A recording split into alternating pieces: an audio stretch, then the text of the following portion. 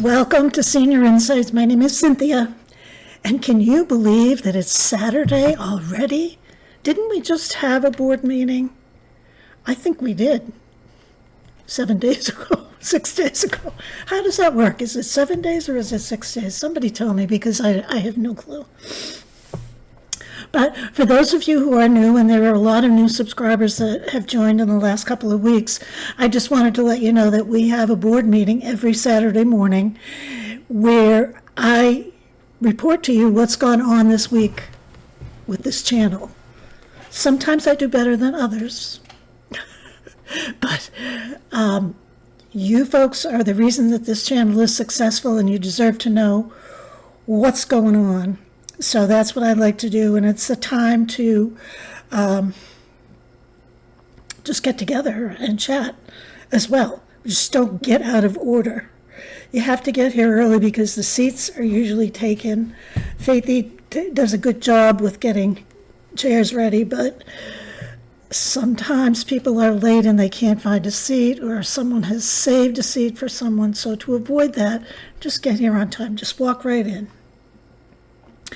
So one of the ways that I usually start is by talking about some of the videos that we did this week. I did. Hopefully you watched some of them. One of them was manners. What is manners and gratitude? Because the whole theme of that was it seems to be lacking, and it seems to be going by the wayside. A lot of people had kind of strong feelings about when I was a kid and I had to walk to school. We used to open the doors. We used to say, yes, ma'am, no, ma'am, may I, can I, is it okay? We used to say those things, please, thank you.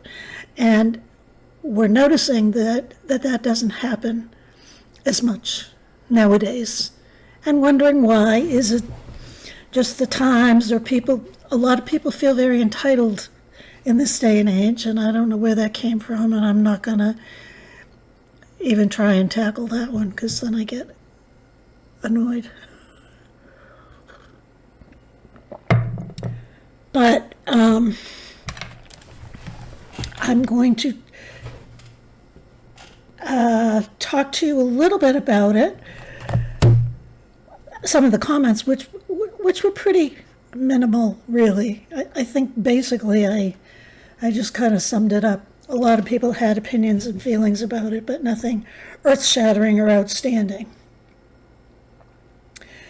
The teaching comes from parents, or lack of parenting. We used to sit at the dining room table till everybody was done, or the kitchen table, or the picnic table. And nowadays they just get up and walk off. They wear baseball caps to the table, stuff like that. And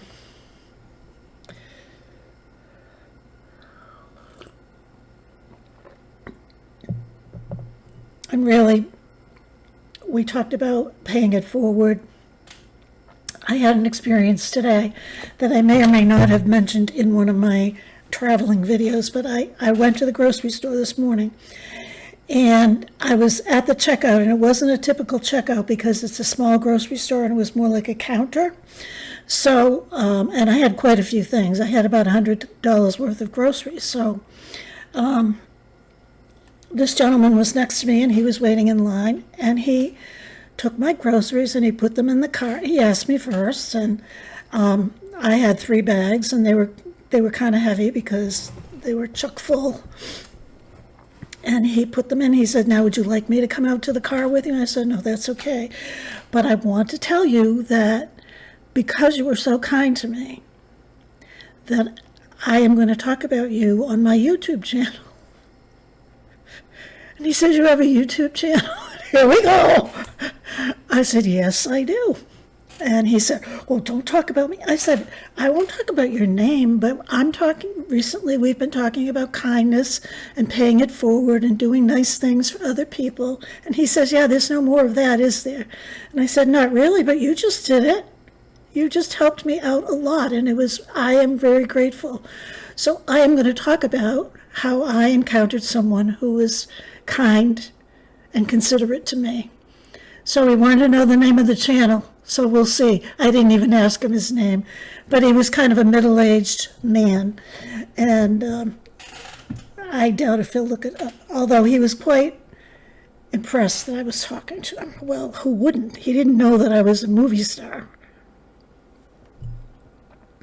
Anyway, what else?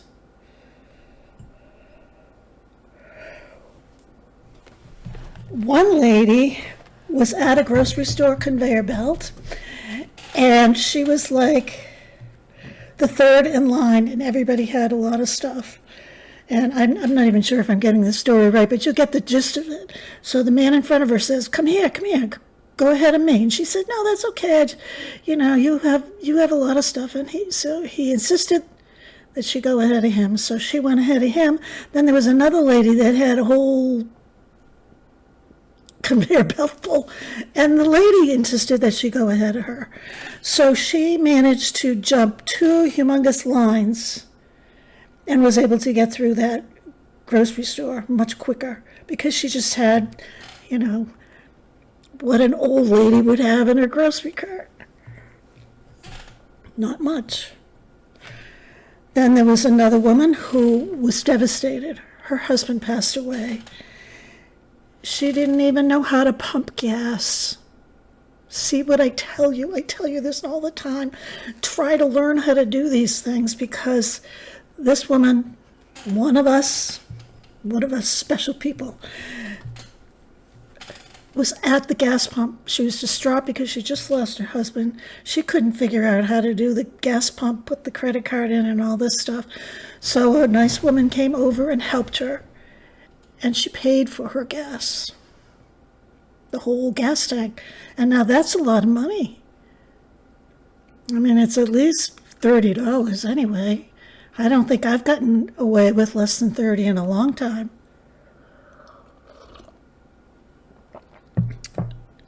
So there's a lot of good people out there.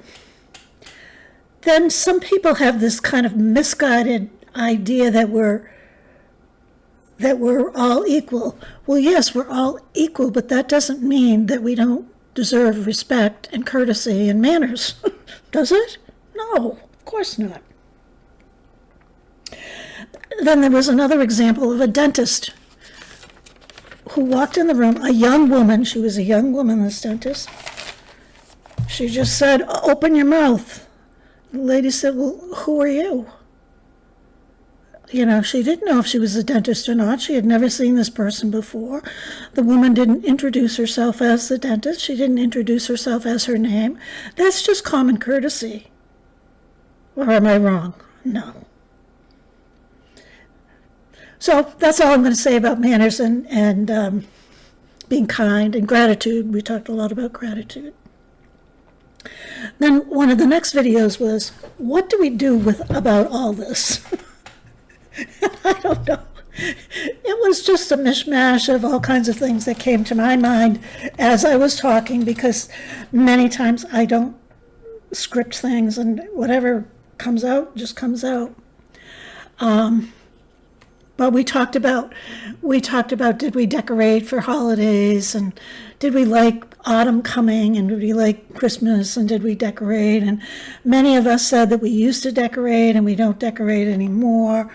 One person said, why should I decorate? No one comes to my house. I kind of feel the same way. I haven't had anyone at my house on Christmas for probably 4 or 5 years now. Do I have Christmas decorations? Sure. But I have to say, why should I go to all that trouble, lug it out of the shed, put it up, take it down? So a lot of us have that kind of attitude. Many of us love the holidays. They love Halloween. Some did say that they don't do it anymore because they're alone and the kids are bigger now than they used to be, and they're not with their mommy and daddy anymore. So she's a little timid about that, but that's understandable. I don't do trick-or-treating anymore because where I live, no one comes. There's no kids on the street.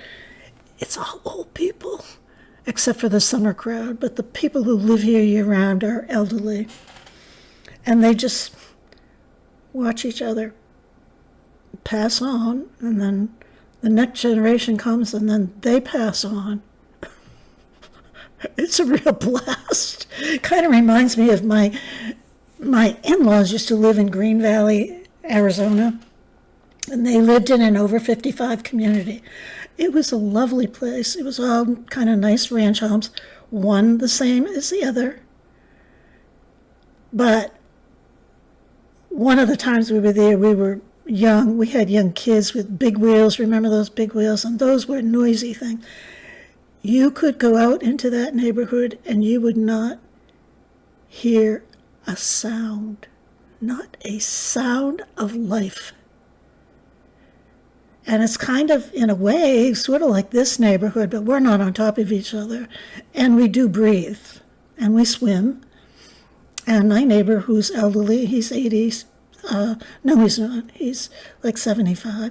He ice skates. He bobsleds. He enjoys the weather. So I don't know what I was trying to say. But we all approach the holidays and the different seasons differently, I guess, is the bottom line of what I was trying to say.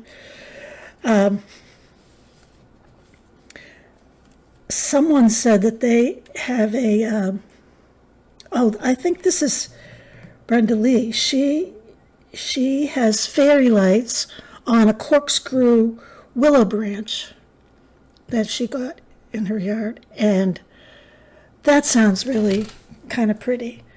And someone else has an artificial ficus tree, and they decorate it with lights for each season, orange and purple or whatever for Halloween, and green or red or gold or silver or whatever.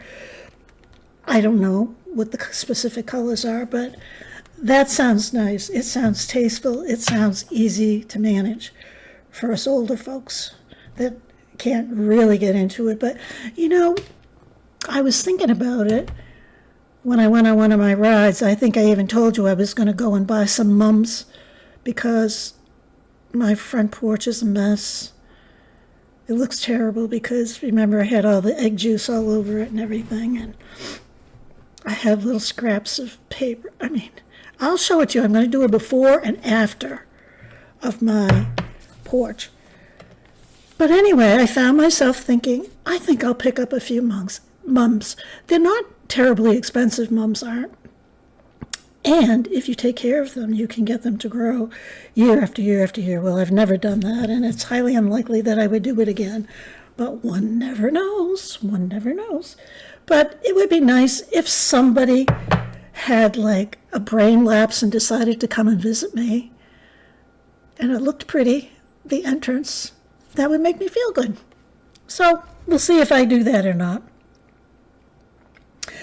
And we talked about Labor Day, wearing white after Memorial Day, and stopping at Labor Day.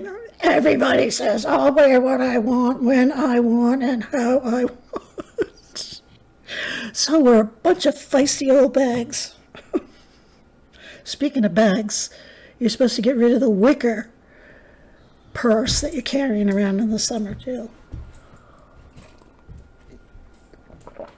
Do you remember those wicker bags that looked like, almost like fish baskets? They had leather clasps, and they had a bit of, what is that carved ivory called? Why do I get these thoughts and then I don't know what I'm talking about? You know what I'm talking about. Carved ivory, illegal. Scrimshaw. I remember at one time when scrimshaw purses were in. Tell me if anyone ever remembers. You can still get one, but it's done in plastic now, I guess. Dar says, I hang a wreath, prop up a happy fall, you all, and that's it.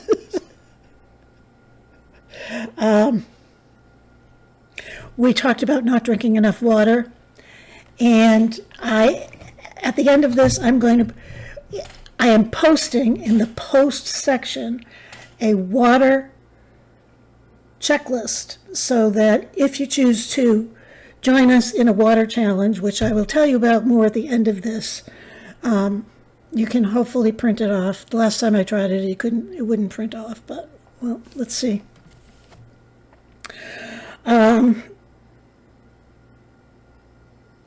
We talked about, I'll talk about it when I talk about the water fasting. Then another one was the movement that changed nursing homes. And I named it the secret movement that changed nursing homes. I must have been in the secret detective mode because it wasn't a secret. It was a movement to bring animals and plants and children into the nursing homes so that nursing home residents would feel more at home, would get some joy in a more natural environment. The consensus was everybody thought it was a great idea. A lot of people recognized the fact that it's really hard to pull off. It was a time when I wanted to, when I was in a position where I had a little bit of clout, but it's too hard to pull off. Who changes the litter box? Who buys the cat food? Who scoops up the dog poop when they poop in the living room? Who brings the puppy out? What if they bite you? So there's all kinds of fears that nursing home owners have, the liability, the costs especially.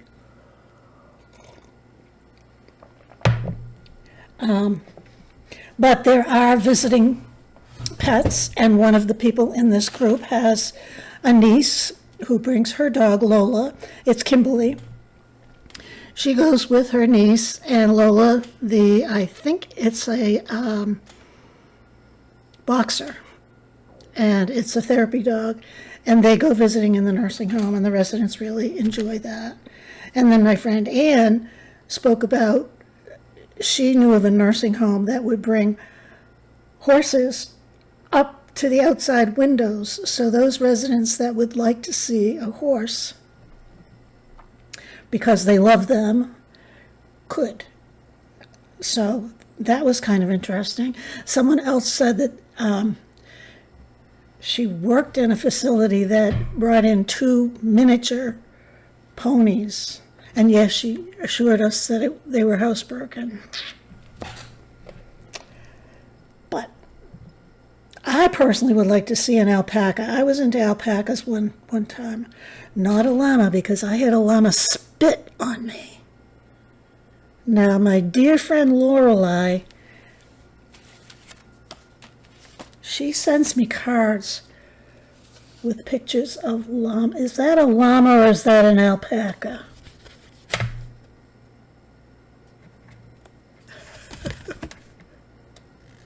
It's a llama. Has anyone ever had a llama spit in their face? It is gross. It smells like mashed up hay, which is what it is.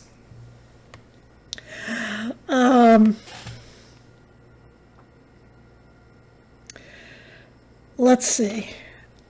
Oh, listen to this one. Debbie Sue again. She worked in a nursing home, and she had a patient who was very kind of ornery and angry and grouchy. A lot of dementia patients get that way.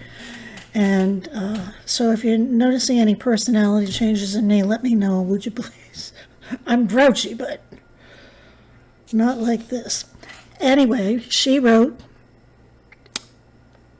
she had that patient, and she bought him, I think it was a teddy bear. No, it was a dog. It was a stuffed dog. And this is her poem. In a quiet room, soft and still, Bradley sits by the windowsill, not alone, his faithful friend, Brownie stuffed from tail to end. Worn with love, but always near, Bradley calms each doubt and fear. No bark, no wag, no bounding feet, just quiet joy, pure and sweet. She said She bought that stuffed animal, and that gentleman loved the stuffed animal and found a lot of comfort in it. Another member of our community says that her husband is in dementia care, and he has a stuffed animal that he gets a lot of comfort. Someone else talked about realistic baby dolls that provide a lot of comfort in the dementia unit. So those things are all. I have to apologize to Debbie Sue because I don't know if Bradley must be the patient and Brownie must be the dog. I wasn't quite sure if I was mixing them up. That's why I was sort of hesitant. But anyway, they shared old songs, they whispered prayers and dreams of youth and country fairs. A dog of cloth, a heart so true, love stitched in every thread and hue. Is it? She blows my mind. Every day she blows my mind. Okay. Then we had this one, put on your somber face. Because we had the uninvited guest. I talked about the uninvited guest, and I shared with you how I felt when I found some pictures. And the uninvited guest, of course, is grief, and grief can last forever. And it comes in intermittent waves. It's kind of ebbs and flows. I mean, this totally came out of the blue. My husband's been gone for 11 years, but it really raised, I was really hesitant to do it, first of all, because it was so raw for me. And then I thought, oh goodness, I'll probably lose 100 subscribers over this one, because most people like this channel because we laugh and we're silly and we have fun.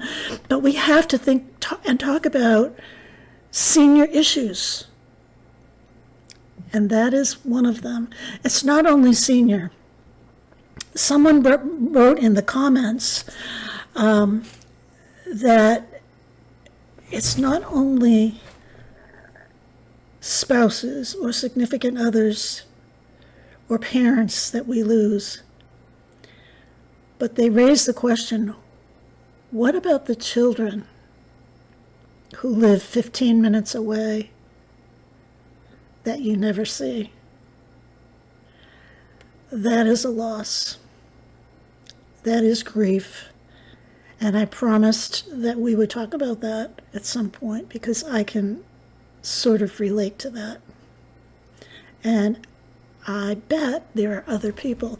You know, some of the most popular channels on YouTube are about families that are estranged, parents that are estranged from their children, or vice versa. Well, I guess if one's estranged, the other one's estranged. I don't know, but it's not as uncommon as we think. Not every family is like the Partridge Family or Little House on the Prairie. They're all different. So I think that that's enough for the board meeting, but I wanted to tell you about, I'm going to be doing a couple of cooking videos, and I'm going to try and post them at the end of the week, like on Thursday or Friday, most likely on Friday, just one a week, because I hate cooking, for one thing. And secondly, they don't come out that great when I try something. And I'm not about to try it before I do it, because then that's twice as much work. So, but I will give you an honest review of what I made and whether you should make it or not. So I'm going to give you a heads up, and I'm going to suggest we're going to be making, probably not next week, but the following week, we're going to be making an apple tart. It's an easy apple tart, but if you want to make it kind of around the same time that I show you how to make it, you need to buy some puff pastry. Or I suppose those of you that are very skilled can make your own puff pastry. I guess it's really not that hard. It's just kind of time consuming, and it's kind of expensive in the store, though. It was $7 for a box of puff pastry, but I bought it anyway because doesn't that sound good? An apple tart. It's coming into autumn. The apples are coming out. So you need puff pastry. If you want to have vanilla ice cream on hand, you could have that on hand. And of course you need apples. And the person who did this recipe suggests using Granny Smith apples, but you can use any kind of apple.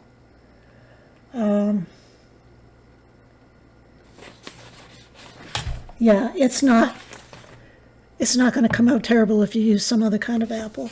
So the apples are out in the grocery stores now from the orchards. So very soon, well, that's in Maine. So very soon they should be out.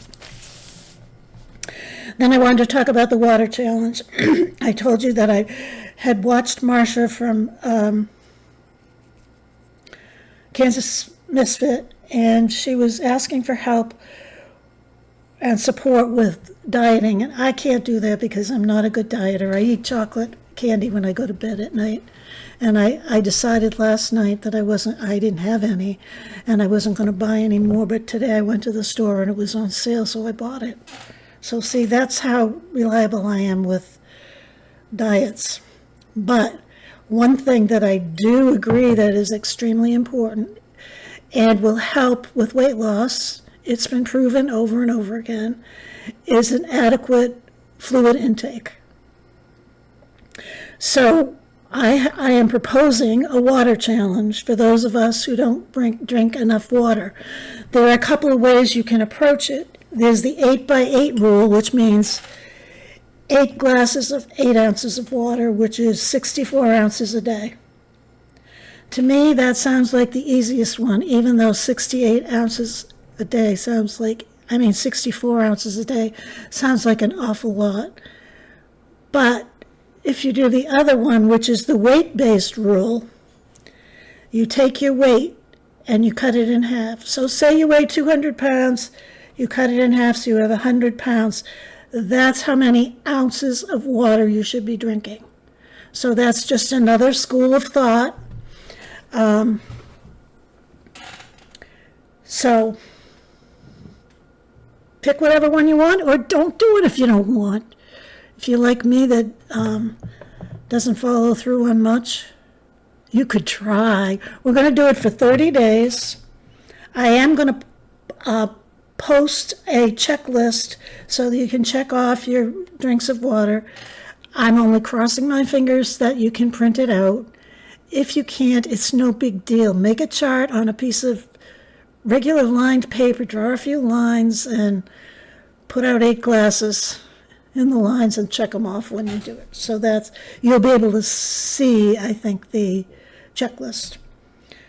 So, and it's going to be the honor system, and there just might be a prize if someone completes 30 days of 64 ounces of water each day. Is today the 5th or the 6th? Well, let's start on the 6th. September 6th, 3 months out. October, November, December 6th-ish, we'll go out 90 days, and then we'll see how we do. It might be kind of fun. I'll try and report in. I promise I won't fib. I'll tell you the truth. And now I'm going to say goodbye. Thank you for coming. Thank you for participating. I really enjoyed your company, and I will see you again the next time we get together, which is tomorrow, or maybe it's this afternoon. I don't know. Bye.